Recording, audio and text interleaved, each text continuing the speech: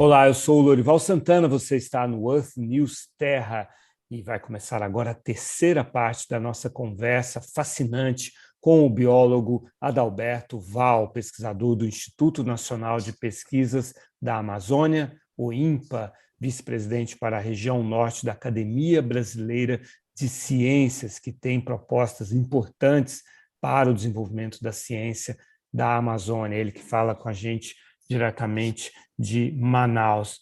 Adalberto, a gente reservou essa terceira parte da conversa para falar da importância da Amazônia do ponto de vista do clima e também da biodiversidade. Eu me lembro que uns anos atrás, quando se discutiu a construção da Belo Monte, da hidrelétrica, havia uma discussão sobre uma espécie de peixe, né, que poderia entrar em extinção ou ser ameaçada por causa daquela obra, e isso foi motivo de piada até, né? Como se o desaparecimento de uma espécie de peixe não fosse uma preocupação importante, né? Acho que a gente podia falar um pouco sobre biodiversidade. Por que é importante a biodiversidade da Amazônia? Então, essa biodiversidade que nós temos na Amazônia, ela foi sendo formada junto com a própria região, né? Durante o processo de sorgimento dos Andes, a gente vai tendo uma diversificação ambiental, ao mesmo tempo que a gente vai tendo uma diversificação biológica, né? E nós estamos falando de milhões e milhões de anos. Na realidade, desde o sorgimento dos Andes até hoje, são cerca de 65 milhões de anos. Então, durante esse período, nós fomos tendo na região um conjunto de variações ambientais e climáticas extremamente importantes.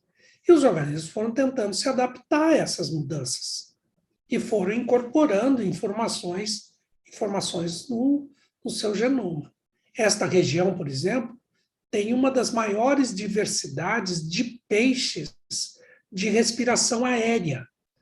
Por quê? Porque nós temos águas com pouco oxigênio. Então, para sobreviver nessas águas, esses organismos buscaram alternativas para poder obter o oxigênio que precisavam para as suas atividades biológicas de uma maneira geral. A respiração aérea foi uma alternativa. E houve uma diversificação muito grande dessas estruturas para a tomada de oxigênio diretamente do ar. A gente tem um peixe que tem um pulmão verdadeiro. Nós temos só 3 espécies no mundo, uma está aqui, tá certo? Temos espécies de peixes como o pirarucu, que tem uma bexiga natatória modificada. E temos espécies de peixe, por exemplo, que usam o estômago e o intestino para respirar. Eles engolem ar misturado com água, fazem isso passar pelo trato digestório e, no trato digestório, fazem a tomada do oxigênio que precisa. O tambaqui, como a gente já mencionou aqui numa conversa anterior, ele desenvolve os lábios e usa esse lábio para poder captar o oxigênio que está dissolvido no primeiro filme da coluna d'água. Então, a biodiversidade que nós temos na região conta uma história extremamente importante e contém um conjunto de informações extremamente importante para a nossa sobrevivência. Por que eu enfatizo a questão da nossa sobrevivência? Quando a gente pega um organismo desse e vai criar esse organismo em fazendas de criação, por exemplo, ao longo do tempo a gente tem uma redução da variabilidade genética desses organismos. E, portanto, a gente fragiliza aquela população que está sendo criada. Para a gente recompor a resiliência dessas populações, a gente precisa trazer organismos da natureza e implantar isso nas fazendas para que seja recomposta esta variabilidade, com todo cuidado para poder preservar os caracteres que a gente selecionou, né, de homogeneidade, que é extremamente importante para os processos de criação. Então, quando a gente faz uma uma intervenção no ambiente e leva ao desaparecimento de uma das espécies, nós estamos extinguindo esse conjunto de informações. E isso que é extremamente relevante dentro deste contexto.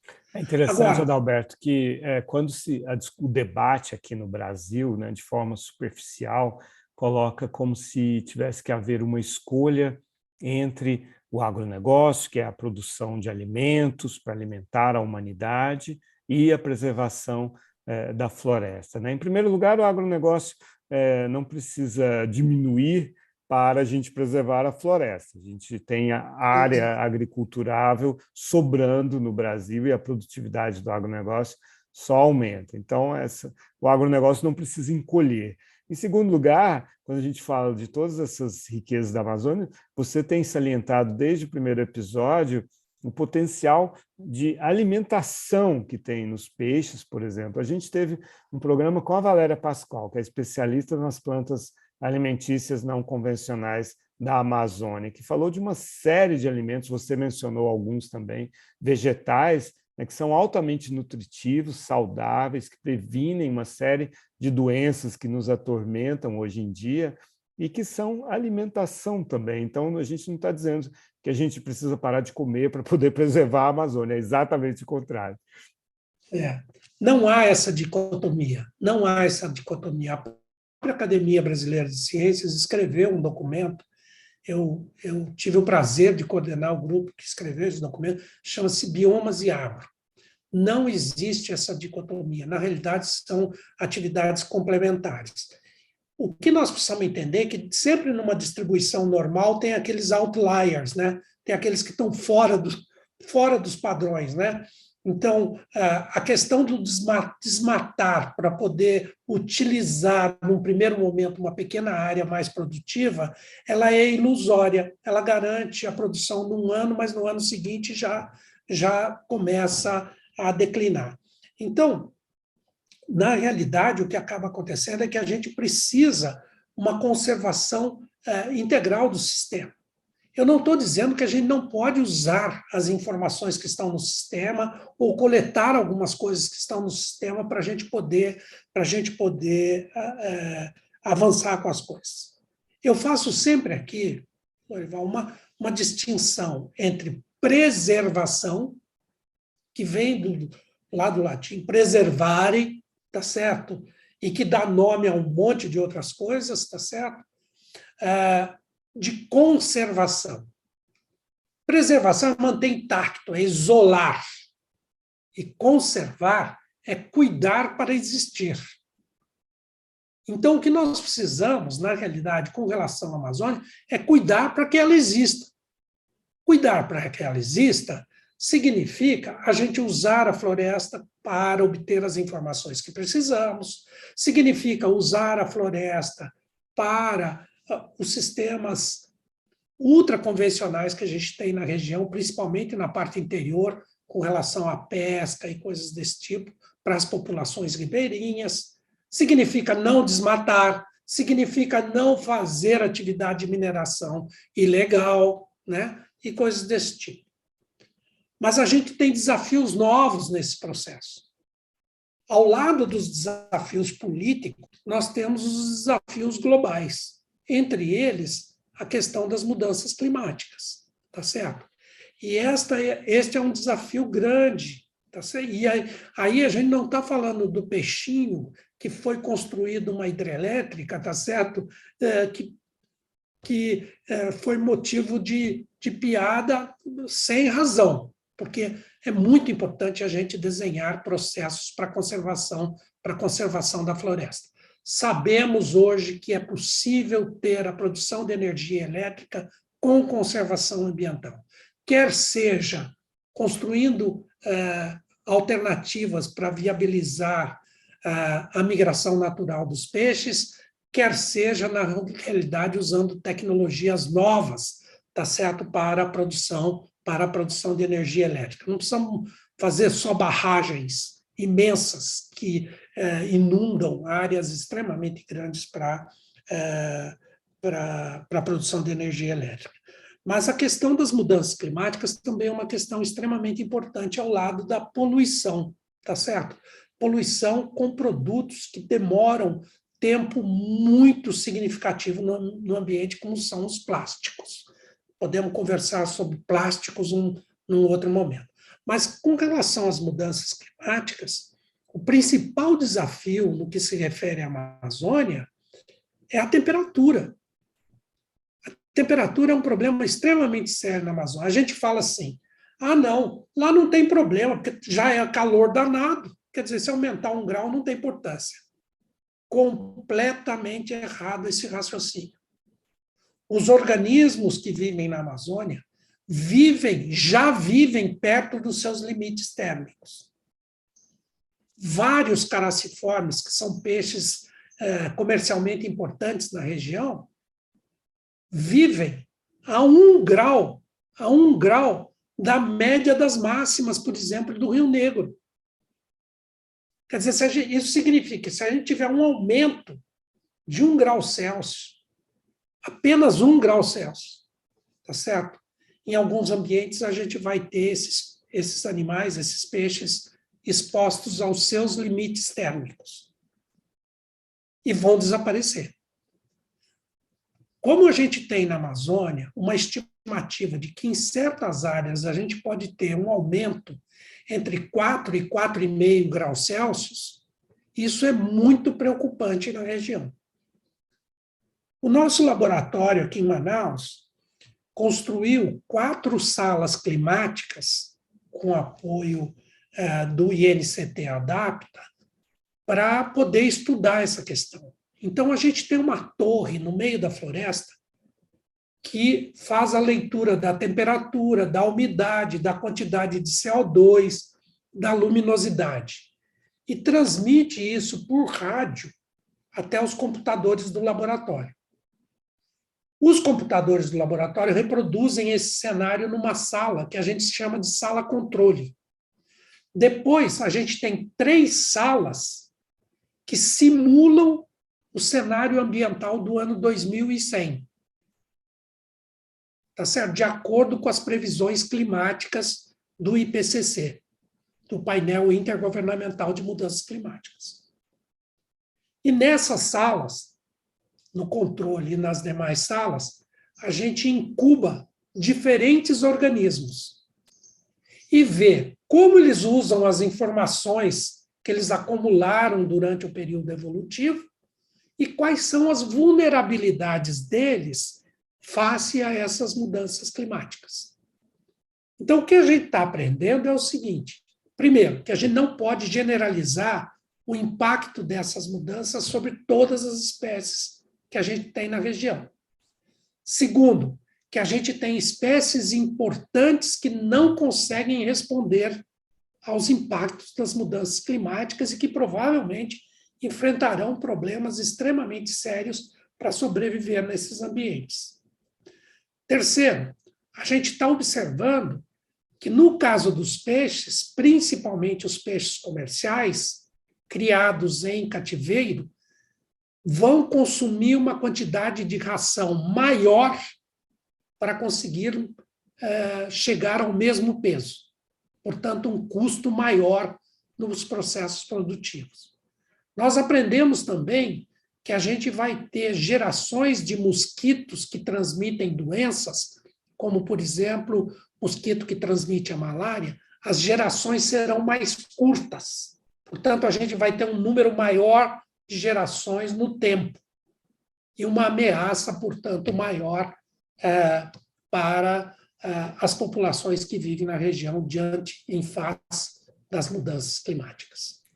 Pois é, a gente está falando da saúde humana. Eu me lembro de um dado, né, do Instituto Evandro Chagas, de Belém, segundo o qual existem 22 mil vírus desconhecidos na floresta amazônica que, se houver o desmatamento, se eles entrarem em contato com os seres humanos por causa desse desmatamento, podem surgir novas doenças, epidemias e até pandemias. Então, isso é um número mapeado e que o Evandro Chagas tem lá, o Instituto Evandro Chagas tem lá, conhecido e descrito, tá certo? Mas na floresta, provavelmente, muito mais do que isso, milhões de vírus que a gente tem na Amazônia. O conceito aqui importante que a gente precisa lembrar é o seguinte: cada organismo tem um conjunto de outros organismos que estão habitando o organismo, tá certo? Nós mesmos, humanos, temos um conjunto de outros micro-organismos que estão constantemente no nosso corpo, tá certo? Alguns desses organismos não são patogênicos, outros são patogênicos, tá certo? Quando são patogênicos, nos causam doenças, tá certo? Não causam doenças na gente, mas podem causar em outros animais, né? Ou de outros animais não causam doenças neles, mas causam para a gente. Enfim, nós temos esse sistema numa certa harmonia, numa certa estabilidade na floresta. Mas quando a gente mexe com essa floresta, causando estresse para ela, por exemplo, aumento da temperatura, tá certo? O que acaba acontecendo é que esses organismos querem procurar outros lugares para viverem, para diminuir o estresse. E se você tiver o homem lá dentro da floresta, esses micro-organismos que estão habitando esses animais da floresta podem pular para o homem, podem contaminar o homem. Nós chamamos isso de zoonose. E isso pode, na realidade, trazer novos vírus, novas bactérias, novos fungos para a sociedade de uma maneira geral, para as cidades de uma maneira geral, na Amazônia e da Amazônia para o mundo. Né? Temos vários exemplos disso. É muito provável que a Covid tenha surgido desta própria forma. O Ebola também, tá certo? Já temos alguns exemplos da Amazônia, né? A raiva é uma delas, que nasce dessa forma na Amazônia. Então, existe, muito provavelmente, um vasto conjunto de vírus na floresta, tá certo? Que podem, na realidade, trazer epidemias ou pandemias para o sistema humano de uma maneira geral. E a gente precisa cuidar disso, porque o impacto que nós estamos causando hoje na floresta, por meio das mudanças climáticas, é muito significativo, é muito intenso. E isso está fazendo com que a gente tenha esses processos muito mais acirrados de micro-organismos tentando buscar outros lugares para viver. E não tenha dúvida, o homem é definitivamente um prato delicioso para esses organismos, tá certo? E a gente precisa se cuidar para que não tenhamos novos vírus desafiadores, como foi a Covid, como está sendo a Covid nas populações humanas de uma maneira geral. Tivemos uma conversa extremamente completa com o biólogo Adalberto Val, desde todas as vantagens de explorar de forma sustentável as riquezas da Amazônia, como isso não significa brigar com as riquezas que a gente tem hoje. Ele explicou a possibilidade de explorar até os minérios de forma sustentável, também alimentos riquíssimos que existem na Amazônia, isso sem reduzir o agronegócio, pelo contrário, porque você garante a estabilidade do clima também, né? E, enfim, e agora, por último, falando das ameaças de não conservar a Amazônia. Aprendemos também a diferença entre preservar.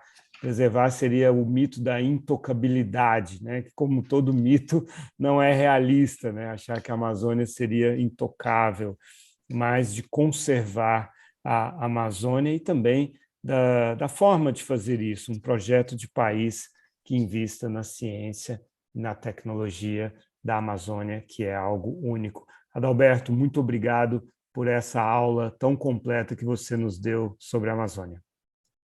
Muito obrigado pela oportunidade de estar aqui com vocês e, por favor, eu estarei aqui à disposição sempre que você precisar.